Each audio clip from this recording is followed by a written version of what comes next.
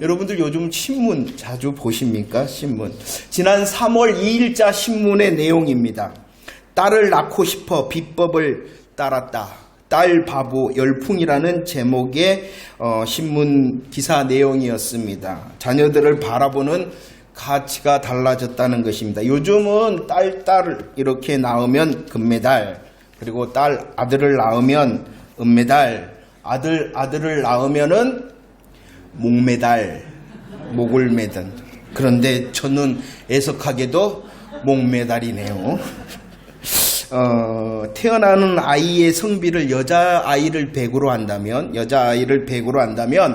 1990년에는 남자아이의 비율이 116.5명이나 되었다 그럽니다. 그러나 작년에는 104.7명이어서 역대 최저 수준이었다. 이렇게 기사가 나 있더라고요. 이제는 이제 남아 선호가 아니라 여아 선호가 된 시대를 살고 있습니다.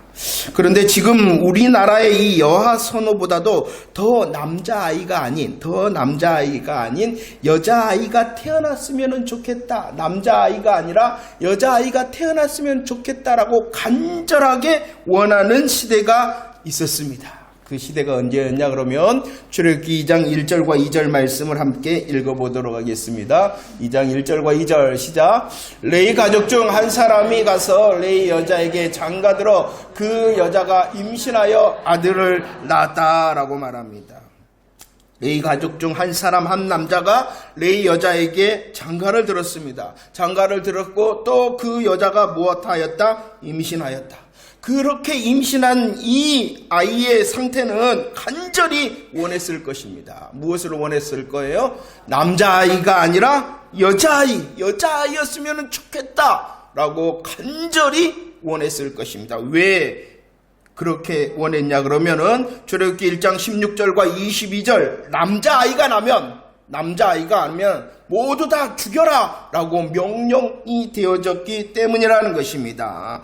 애굽의 바로 왕이 산파들을 통하여 히브리 사람이 아들을 낳으면 그들을 다 죽여라 라고 명령하였어요. 그런데 이제는 노골적으로 애굽 왕 바로가 자기 백성들에게, 애굽 사람들에게 히브리 민족의 아들이 낳으면 다 나일강에 던져버려라 이런 명령이 있었기 때문이라는 것입니다. 그런데 덜커덩 이 가정이 여자가 아니라 무엇이 낳습니까? 남자가 낳았습니다.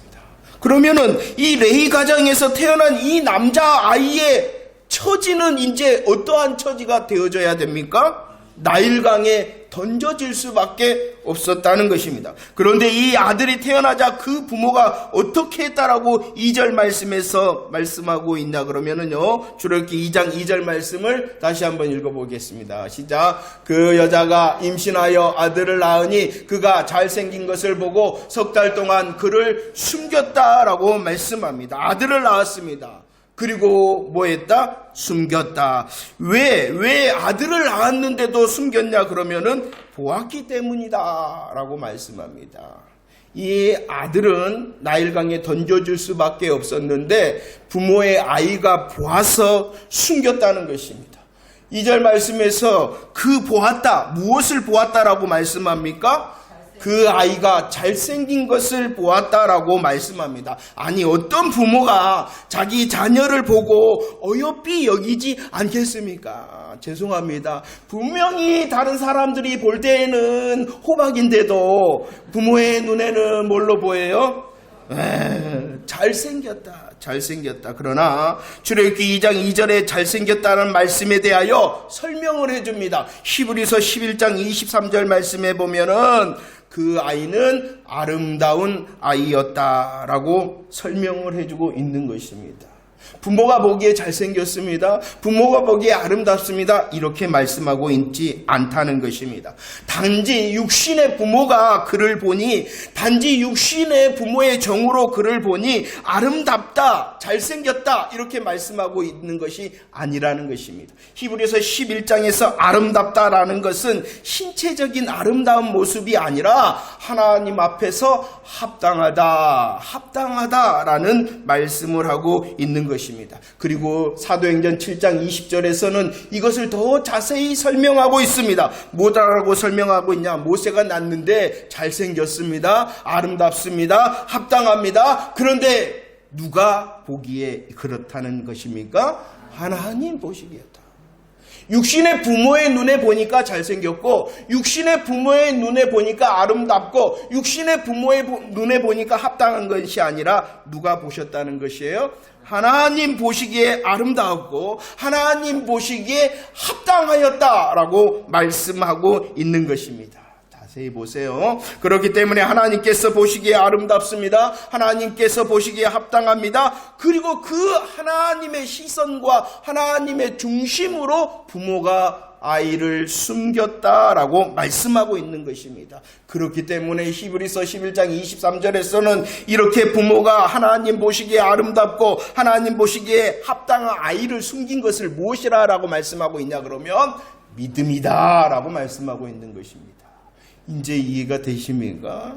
단순히 이 모세의 부모는 부모의 정과 부모의 시선으로 보고 아름답고 또 멋지고 또 합당하기 때문에 숨긴 것이 아니라 하나님의 시선으로 보니 하나님의 중심으로 보니 그 아이를 향한 하나님의 뜻을 발견하고 결정하였다는 것입니다. 숨기기로. 그래서 이 모든 부모의 행동을 무엇이다라고 말씀하고 있는 것이에요? 부모이기 때문에 그런 것이 아니라 하나님 시선과 하나님 중심으로 믿음으로 행하였다라고 말씀하고 있는 것입니다. 모세의 부모는 하나님의 시선으로 하나님의 중심으로 아이를 숨기기로 뭐야 했냐 그러면은 결정하였다는 것입니다. 이 말씀을 다시 풀면 하나님의 시선과 하나님의 중심으로 숨기기로 믿음으로 결정하였다는 것입니다. 이것은 쉬운 일이 아니었죠. 이 결정은 쉬운 일이 아니었죠. 하나님의 시선과 하나님의 중심으로 결정한 그 아멘은 쉬운 것이 아니었다는 것입니다. 태어난 이 남자아이의 목숨뿐만이 아니라 누구의 목숨도 걸어야 되는 아멘입니까? 모든 가족의 목숨을 걸어야 되는 아멘이었다는 것입니다. 이 믿음은 하나님의 중심으로 보고 하나님의 시선으로 보고 아멘한 것은 쉬운 것, 그냥 하는 것이 아니라 그 아이의 목숨뿐만 아니라 온 가족의 목숨을 거는 믿음이었고 아멘이었다. 여러분들 이런 아멘 해보신 적 있으십니까? 이런 아멘을 지금 하고 계십니까? 2절과 3절 말씀 한번 읽어보도록 하겠습니다. 출애굽기 2장 2절과 3절 시작. 그 여자가 임신하여 아들을 낳으니 그가 잘생긴 것을 보고 석 달 동안 그를 숨겼으나 더 숨길 수 없게 되매 그를 위하여 갈대 상자를 가져다가 욕청과 나무전을 칠하고 아기가 거기 나일 강가에 갈대 사이에 두었다라고 말씀합니다. 아멘의 신앙이었습니다. 목숨을 건 아멘의 신앙이었습니다. 목숨을 걸었기 때문에 그들은 뭐 했냐 그러면은 석 달 동안 숨겼다라고 말씀하고 있습니다. 아멘했기 때문에 목숨을 걸고 석 달을 숨겼습니다. 그러나 오늘 말씀에서는 더 설명합니다. 숨겼는데 더 숨길 수가 없었다라고 말씀을 하고 있는 것이죠. 모세의 부모의 석 달이라는 것은 무엇이냐 그러면은 자기가 할 수 있는 최선의 시간이었다는 것입니다. 하나님의 시선을 보고 하나님의 중심을 보고 아멘하였습니다. 그리고 그 아이가 태어나자마자 그러면 하나님께서 이 아이에 대하여 아름다움과 하나님께서 이 아이에 대하여 합당함을 보셨으니 태어나자마자 하나님께서 알아서 하실 거야. 하나님께서 합당하다 하셨으니 하나님께서 이 아이를 향하여 뜻이 있으니 나일강에 던져버려도 하나님께서 알아서 하실 거야 라고 하지 않고 그들은 믿었기 때문에 뭐 했다고요? 석 달을 숨겼다는 것입니다.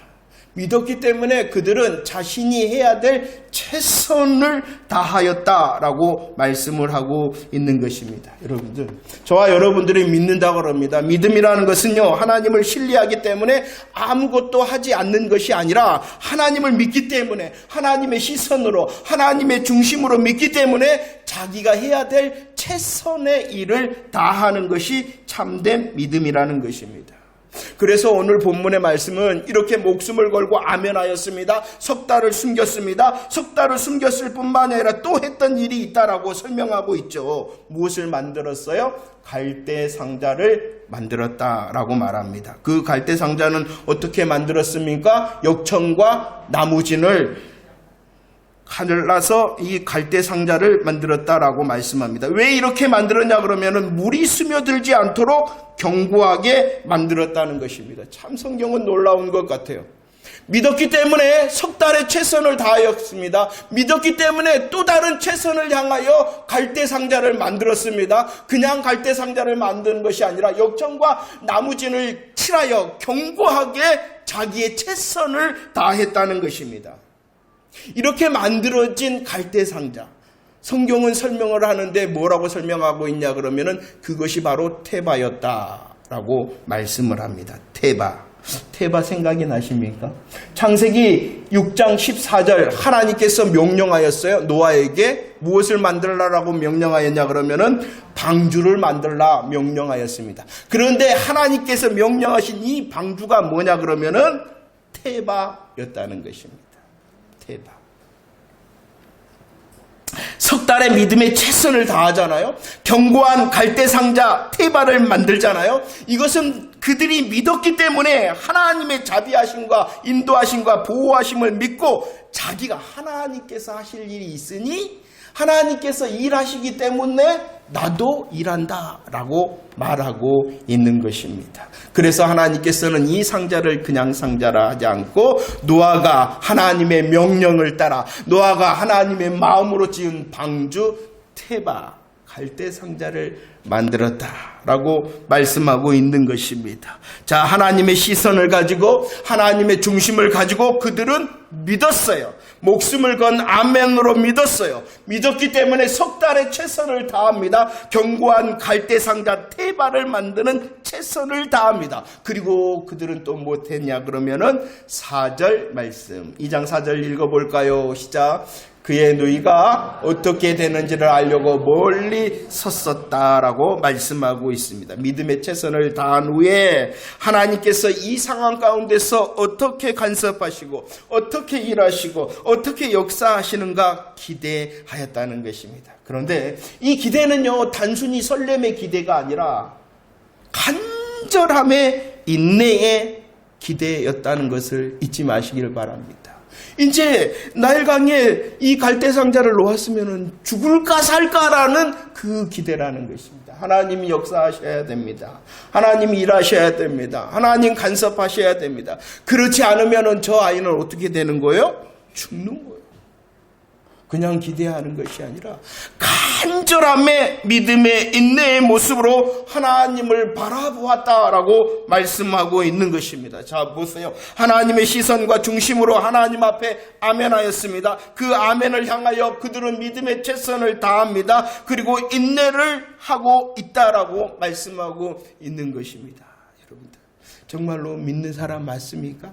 하나님의 일하심과 간섭하심, 역사하심을 믿는 사람 맞습니까? 하나님을 믿기 때문에 저와 여러분들은 뭐 해야 되냐 그러면은 목숨을 거는 아멘의 사람이 되어야 되고 내가 마땅히 해야 될 석 달의 수고를 해야 되고 마땅히 해야 될 견고한 갈대 상자를 만드는 수고를 해야 되고 목숨을 걸고 하나님의 일하심을 잠잠히 기다리는 인내의 최선을 다해야 된다는 것입니다.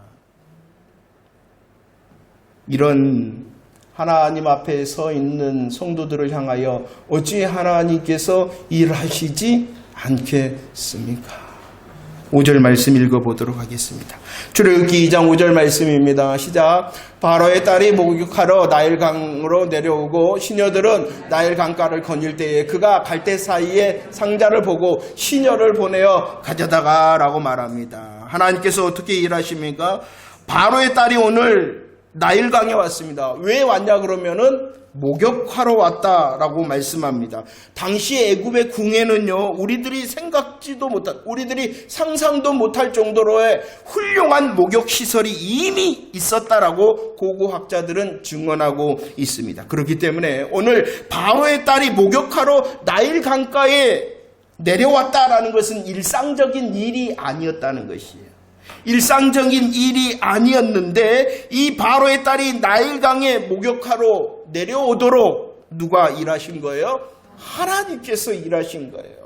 일상적인 일이 아닌데 그때에 내려가도록 하나님께서 역사하신 것입니다. 그리고 6절 말씀에 보면은 갈대 사이에 있는 상자를 보았습니다. 가져왔습니다.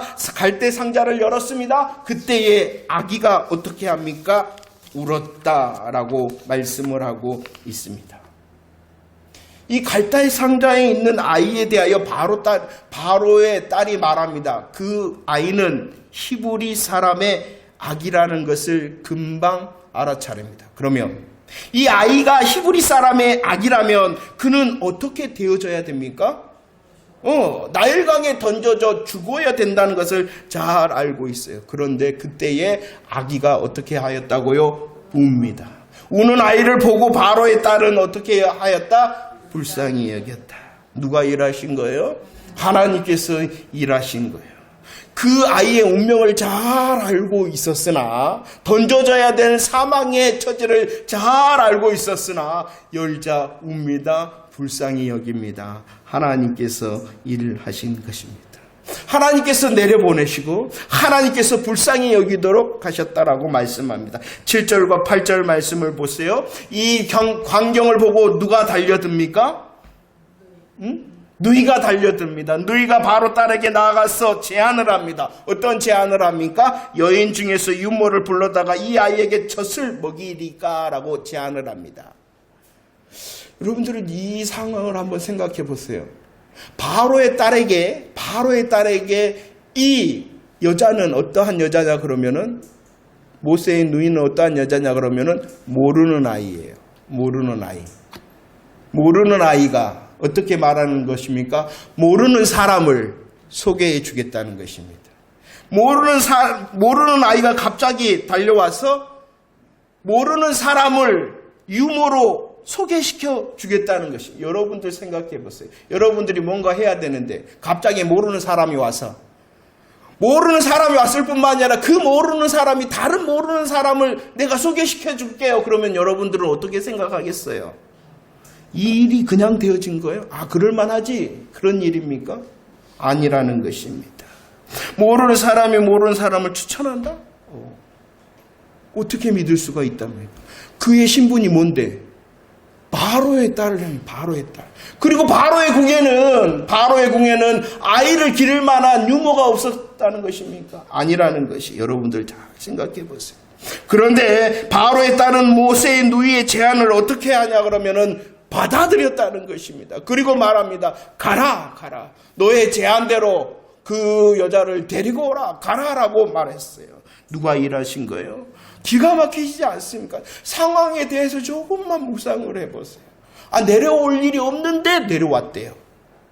그 아이의 처지, 던져져야 될 아이라는, 죽여야 할 아이라는 걸 잘 알고 있는데 불쌍히 여겼대요. 모르는 아이가 갑자기 태어나서 모르는 사람을 소개시켜 줄게요. 그러니까 그래, 좋다. 그럴 뿐만이 아니라 뭐라 그럽니까? 9절 말씀, 내가 그 싹을 주리라 라고 말하고 있습니다. 모세는 이제 죽음의 위험에서 벗어나게 되었을 뿐만이 아니라 안전케 되었습니다. 죽음의 위험에서 벗어나 안전케 되어졌을 뿐만이 아니라 어머니는 양육기를 받으면서 부모의 품에서 자라게 되어졌다는 것입니다. 놀라운 것이죠. 누가 일하였기 때문입니까? 하나님께서 모세의 누이의 제안을 거절하지 않고 모세로 안전케 자랄 수 있도록 하나님께서 역사하신 것이라는 거예요. 여러분들, 저와 여러분들은 그냥 아멘해서는 안 됩니다. 저와 여러분들은 무조건 아멘해서도 안 됩니다. 분별해야 됩니다. 분별된 하나님의 말씀, 하나님의 시선과 하나님의 중심의 말씀에 아멘해야 돼요. 아멘했다면 그것은 그냥 해서는 안 된다는 것이에요. 무엇도 걸 수 있는 아멘이 되어야 된다는 것입니까? 목숨도 걸 수 있는 아멘의 사람. 이 분별된 말씀 앞에서 하나님을 향한 진정한 아멘의 사람이 저와 여러분들이 되어주기를 축원합니다. 아멘했다면 그냥 있어서는 안 된다는 것입니다. 믿기 때문에 마땅히 감당해야 될 목숨을 거는 최선, 수고하는 최선, 인내하는 최선을 다하는 저와 여러분들이 되어주기를 축원합니다. 많은 사람들이 믿는다고 하면서, 많은 사람들이 아멘했다고 하면서 하나님의 하실 일을 자기가 결정해버립니다. 하나님께서 하실 일은 누가 결정해야 돼요? 하나님 잘 알고 있죠. 그런데 대부분 많은 사람들이 믿는다 하면서 너무나도 믿기 때문에 하나님이 하실 일을 자기가 결정해놓고 자기가 믿음이 좋은 줄 알고 착각하고 있어요. 하나님이 하실 일은 누가 하셔야 돼요? 그게 진짜 믿는 일이에요. 내가 원하고 내가 계획하고 자기 중심에 하나님의 하실 일을 결정하지 마십시오. 그리고 자기가 믿음이 있다고 착각하지 마십시오. 또 다른 것은요, 하나님이 하실 일은 누가 하셔야 된다고요? 하나님이 하셔야 되는데 자기가 하려고 그래. 그러니까 얼마나 괴로워, 얼마나 고생스럽고 수고스러워. 여러분들 잘 들으세요. 아멘 하셨나요? 믿으신가요? 그러면은 하나님이 주인이시다는 것을 아멘한 거예요. 하나님의 하실 일은 누가 하시는 것이다? 하나님께서. 반대로요, 믿는다고 했기 때문에 하나님이 하실 일, 하나님이 하실 것이라는 것을 잘 알기 때문에 아무것도 하지 않는, 자기가 해야 될 일을 하나님께 돌리는 사람도 되지 마세요. 하나님께서 하실 일은 누가 하신다? 하나님께서. 그 사실을 잘 믿는 사람이라면 내가 할 일은 누가 해야 돼요? 하나님이 하는 것이 아니라 내가 해야 되는 것이에요. 그것이 진짜 믿음이에요. 그럴 때 하나님께서는 일하시고 역사하시고 하나님의 방법으로 놀라운 새 일을 행하실 줄을 믿으시기를 바랍니다. 할렐루야. 오늘 말씀을 보면서 다시 한번 정리를 하시며 묵상하시기를 바랍니다. 출애굽기 1절로 10절 말씀은 놀라우신 하나님의 일하심입니다. 우리들은 1장에서 보았어요. 하나님의 약속대로 이스라엘을 어떻게 하셨어요? 번성케 하시고 온 땅에 가득하게 하셨어요. 그리고 이제 하나님 나라의 건설을 위하여 출애굽을 준비하고 계시는 것이 2장의 말씀입니다. 출애굽을 준비하심으로 하나님의 나라를 세우시는 그 놀라우신 하나님의 구원의 일을 계속하고 있는 것이 출애굽기 2장의 내용인데, 읽었던 이 1절로 10절에서는 본문의 특징이 있어요. 특징 중 하나가 무엇이냐 그러면 10절 말씀에 이름이 나오는데 그 이름이 뭐냐 그러면은 모세라는 이름입니다. 그런데 1절로 10절에 이 모세라는 이름을 빼고는 그 누구의 이름도 말하지 않는다는 것입니다. 놀라우신 하나님의 일이 계속되어지고 있습니다. 하나님의 역사가 계속되어지고 있습니다. 하나님의 역사가 성취되어지고 있는데 그 놀라운 역사 가운데에 사람의 이름은 아무도 기록하고 있지 않다는 것입니다. 2장 1절 말씀에서 나오는 레위 가족 중 한 사람, 한 남자, 모세의 아버지의 이름도 기록하고 있지 않습니다. 레위 여자였던 모세의 어머니의 이름도 기록하고 있지 않습니다. 4절에 모세의 누이의 이름도 기록하고 있지 않습니다. 물론 바로의 딸과 그들의 시녀들의 이름도 기록하고 있지 않습니다. 왜 이름이 없을까요? 많은 것으로 설명할 수 있으나 하나님의 역사와 하나님의 일하심 앞에서 저와 여러분들은 더 하나님께 집중해야 된다는 것입니다. 하나님의 일하심을 기대하시나요? 하나님의 일하심이 나타나시기를 정말로 원하시나요? 그러면 하나님께 더 집중하라는 것입니다. 출애굽기 2장의 모세의 아버지의 이름은 아므람입니다. 모세의 어머니의 이름은 요게벳입니다. 모세의 누이의 이름은 미리암입니다. 그러나 그들이 주인이 아니다는 것이에요. 그들이 역사의 주인이 아니라는 것. 오직 약속하시고 그 약속을 이루시고 성취하시는 누가 주인이라는 것입니까? 하나님이시다. 그렇기 때문에 저와 여러분들은 모세의 아버지 아므람도 아니고 요게벳도 아니고 미리암도 아니라 누구를 바라봐야 된다는 거예요? 하나님. 하나님의 역사를 이루고 하나님의 나라를 실현시키는 것은 사람의 힘이나 재력이 아니라 오직 주인 되신 하나님이 이루신다. 물론 하나님께서 주인 되심으로 이루실 때에 사용하는 사람이 있기는 하죠. 어떠한 사람을 사용하십니까? 어떠한 사람을 하나님의 시선을 가지고 하나님의 중심으로 믿음의 최선과 또 수고의 최선을 다하는 사람을 통하여 일하시죠. 그 사람이 하나님이 주인이시고 그 사람을 주인공으로 삼으신다는 것입니다. 하나님의 역사와 하나님의 나라의 주인은 오직 누구이시다? 하나님이시다. 그렇기 때문에 저와 여러분들의 새 날 가운데도 그 누가 아니라 누구를 집중해야 되겠어요? 하나님. 이게 본문에 이름이 없는 얼마나 놀라운 일이 있었습니까? 그러나 그 가운데 여전히 주인은 누구이시다? 하나님이시다. 인생을 살아갈 때요, 어떤 위대한 성경의 인물도 우리의 주인이 아니에요. 우리의 시선이 꽂혀야 될 것이 아니에요. 오직 누구이시다? 오늘 본문은 이렇게 이름이 없을 뿐만 아니라 또 다른 특징이 있는데 그것이 무엇이냐 그러면은 본문에서 사용되어지고 있는 모든 사람이 바로 여자라는 것입니다. 여자라는 것입니다.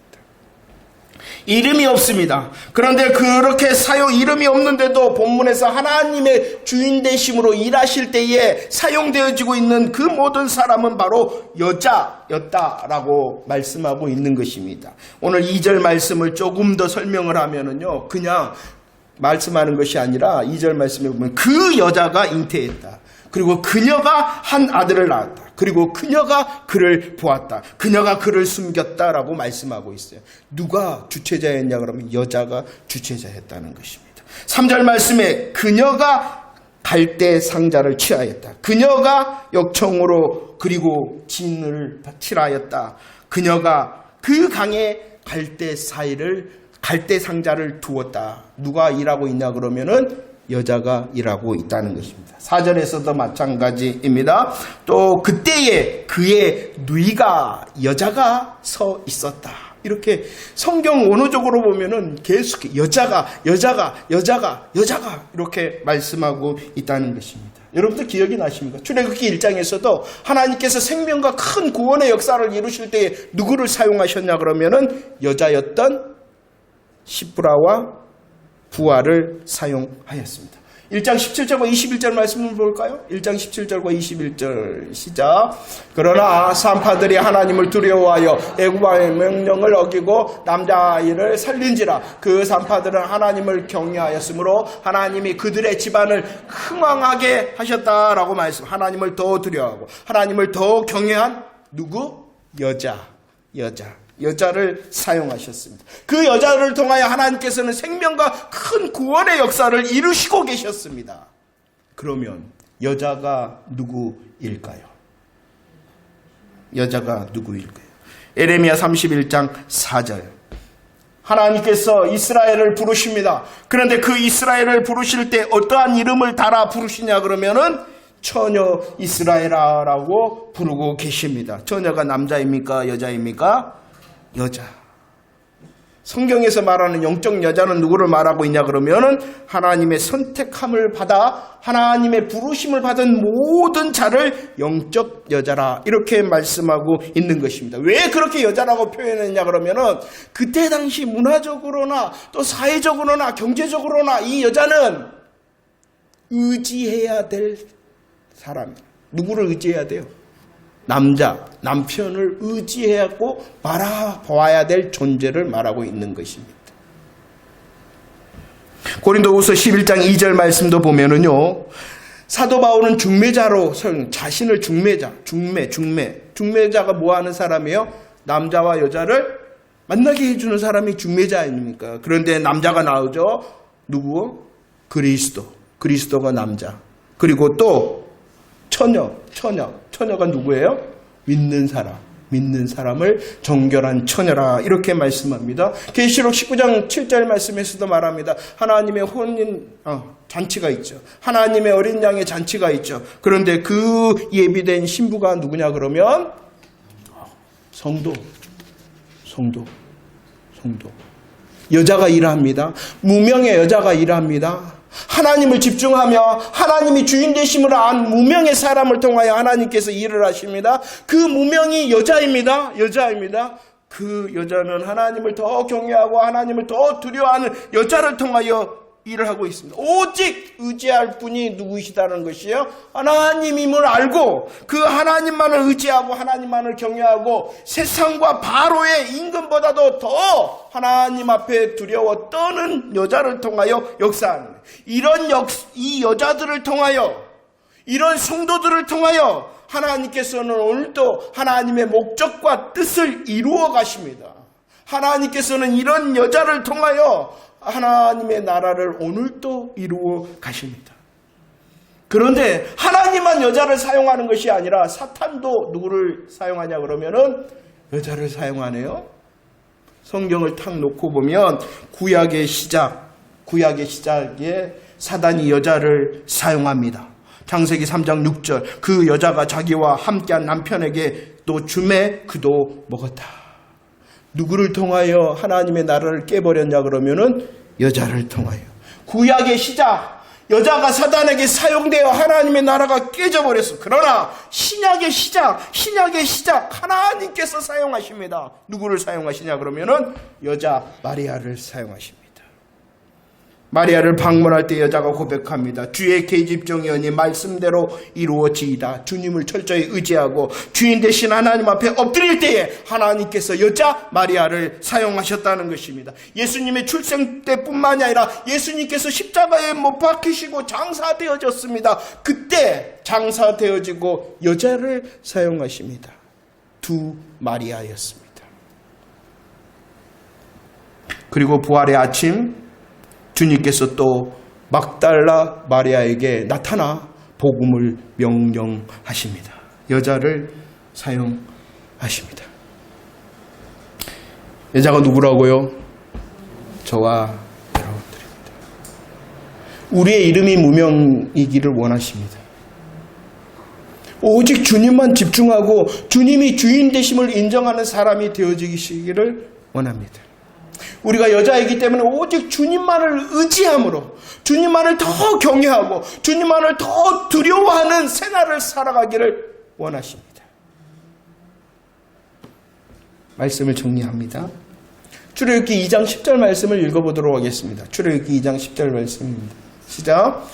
그 아이가 자라매 바로의 딸에게로 데려가니 그가 그의 아들이 되니라. 그가 그의 이름을 모세라 하여 이르되 이는 내가 그를 물에서 건져내었음이라 하였더라라고 말씀합니다. 모세가 자랐습니다. 모세가 어느 정도 자라니까 어떻게 되었다라고 말하냐 그러면은 바로의 딸의 아들로 입양되어졌다 이렇게 말씀하고 있습니다. 입양되었기 때문에 사도행전 7장 22절 말씀, 입양되어져서 어떻게 되어졌어요? 이 모세가 모든 지혜를 배울 수 있었고 이 모세가 모든 지혜를 배워서 말과 하는 일이 능한 능력자가 되어졌다라고 말씀합니다. 어떻게 해서 이렇게 되어졌냐 그러면은 여러분들 다시 한번 생각해 보세요. 이 모세가 어떻게 해서 바로의 딸의 아들로 자랄 수가 있어요? 이 모세가 어떻게 해서 모든 것을 배울 수 있어 모든 것의 능력자가 될 수가 있었냐 그러면 애굽 바로 왕의 철권 통치 때문이었다는 것이에요. 다 죽여라. 남자들은 다 죽여라는 이 철권 통치 때문이라는 것이에요.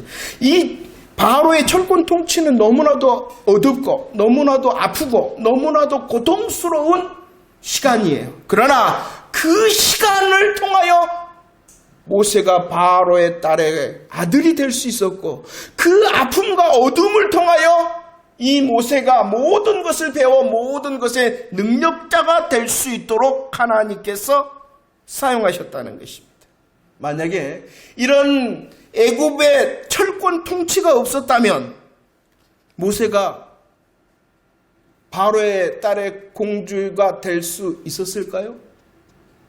이런 아픔과 어둠과 정말로 고난의 시간이 없었다면 바로가 궁에 들어가서 모든 것을 보여 모든 것의 능력자가 된 하나님의 지도자로서 준비되어질 수가 있었을까요? 이 바로 왕의 철권 통치는 하나님의 선하심에 붙들려서 오히려 아무것도 아닌 모세를 옮기는 수단이 되어졌어요. 그 어둠과 아픔이 하나님의 손에 들려지니 놀라운 선하심으로 역전되어진 것입니다. 철권 통치가 없었다면 모세는 그냥 히브리 사람 한 노예로 죽었을 것입니다. 그러나 철권 통치로 인하여 하나님의 역사하심으로 옮겨지고 하나님의 역사하심으로 능한 준비자가 되어진 것이에요. 어떠신가요, 여러분들? 여러분들은 혹시 여러분들의 시간과 환경과 자리가 철권 통치이지 않습니까? 누구도 상상 못하는 어둠에 있고 아픔 가운데 있고 고민 가운데 있지 않습니까? 하나님께서 일하시려고 그러신다. 하나님께서 일하시려고 그러신다. 이 시간이 없다면 나는 그냥 한 노예의 모세로 죽으나 이 철권 통치에 하나님의 간섭하심의 시간이 되어지면 나를 옮기시고 나를 더 배우게 하시고 나를 더 능력자 되게 하시려는 하나님의 시간이구나. 바라볼 수 있는 저와 여러분들이 되어지기를 축원합니다. 그러기 위해서는 더 믿음으로 분별된 말씀 앞에서 아멘하는 자가 되어져야 됩니다. 분별된 말씀으로 아멘하였다면 목숨을 거는 최선을, 그리고 수고하는 최선을, 인내하는 수고의 최선을 다하는 저와 여러분들이 되어지기를 축원합니다. 지금은 문맹한 것 같습니까? 그러니까 더 주인 되신 하나님을 의지하세요.